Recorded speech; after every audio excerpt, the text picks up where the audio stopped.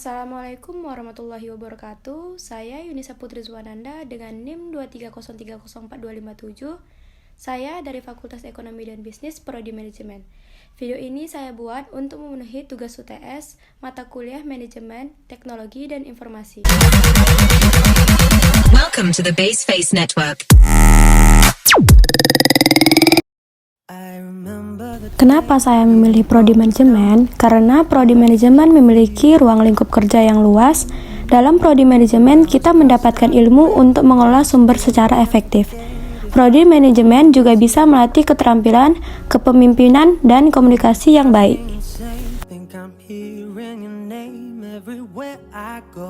Bagaimana Prodi Manajemen Universitas Muhammadiyah Riau?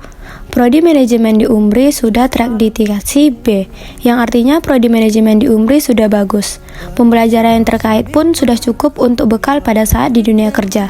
Gedung dan fasilitas yang disediakan juga sudah sangat bagus.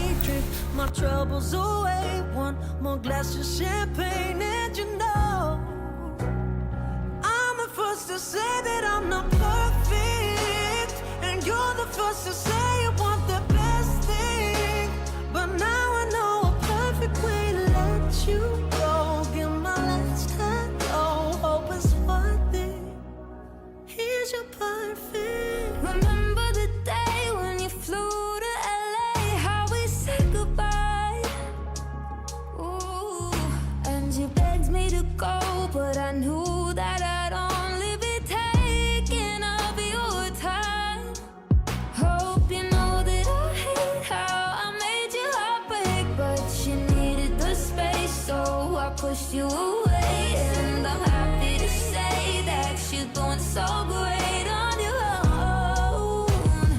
I'm the first to say that I'm not perfect, and you're the first to say you want the best things. But now I know a perfect way to let you go. Give my last hello, hope it's worth it. I'm the first to say that I'm not perfect, and you're the first to say you want the best things. But now I know a perfect way to let you go. Give my last hello, hope it's worth it. So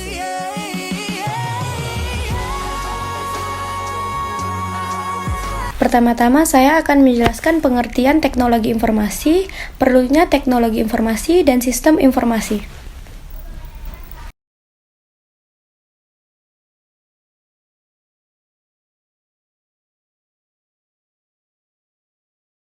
Pengertian teknologi informasi.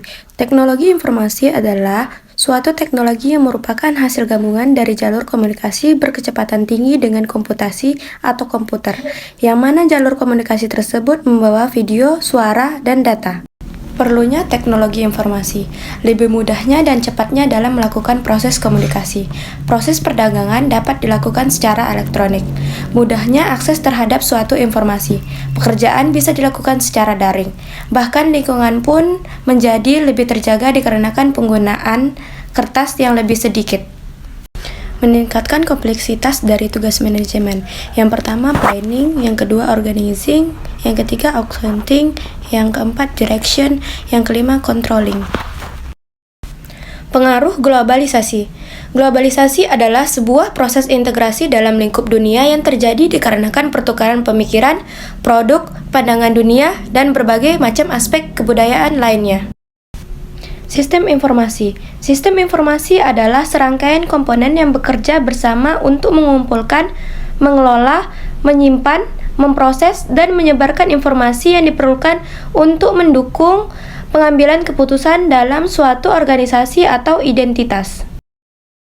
Tujuan sistem informasi manajemen yang utama adalah untuk membantu manajer dalam pengambilan keputusan yang cepat dan tepat melalui penyajian atau penyediaan informasi.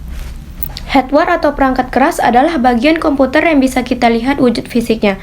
Hardware komputer tersusun dari komponen-komponen elektronik dan mekanis yang dirakit membentuk model-model yang diberi nama sesuai dengan fungsinya. Unit system adalah struktur utama komputer yang berbentuk kotak dengan semua komponen penting yang diperlukan agar komputer dapat bekerja.